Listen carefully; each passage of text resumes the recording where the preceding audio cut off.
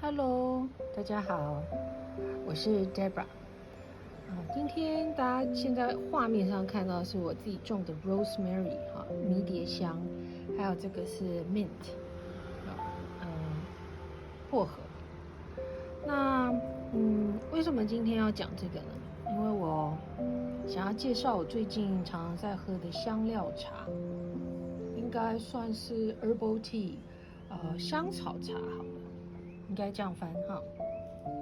那因为我自己有种mint 跟 rosemary， 所以我在茶里面这两样我会放新鲜的。好，那这个就是我买干燥的，这是薰衣草，好，然后这个是 oregano，奥勒冈，那右边这个是 sage， 那这两项都比较有可以消炎抗菌的特质。那另外呢，还有一个是这个 cinnamon powder， 像这个我可能也是买磨好的粉，放在茶里面这样子。那等一下会给大家看全部煮起来是什么样，喝起来很舒服哦。你只要喝过一次呢，你可能就不太想再喝外面的饮料了。好，那现在看到的是我用一个小陶锅煮的红茶。那现在就把刚才的干的 herbal 放进去。那薰衣草我没有放太多，因为可能等一下就会很想睡觉。好，那这个是刚才我采收新鲜的。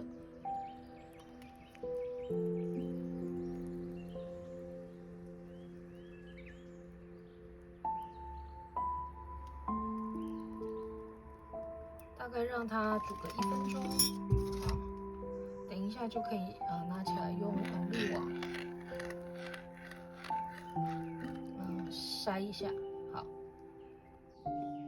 那这个就是刚才煮的红茶，你可以看到它这个水量有变少，然后用一个很美丽的水晶杯，然后加上 strainer 就筛子，然后让它搅拌一下，所以大家可以看到这里面其实还是有一些herbal， 那倒的时候要小心一点哦，就是让它过筛这样子，味道非常好。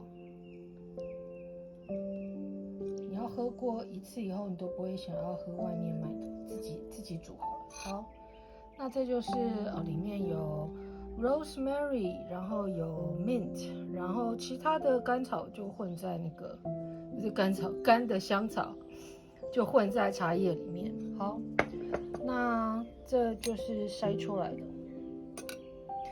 那如果愿意的话，可以加一点糖，最好是这种红蔗糖，红蔗糖人体比较可以吸收。那我通常是起来以后，我会再加这个 cinnamon powder， 肉桂粉，然后如果有感冒的人啊，其实喝这个非常好，或是肠胃不太舒服，我觉得。那如果你喜欢的话，还可以再加一点牛奶。然后这就是一个超级棒的一个herbal milk tea， 好吗？那因为我这个汤匙有一点点不是太干净，我就不想进去搅了，好吧？我等一下自己弄。好啦，那今天就介绍到这咯。See you next time.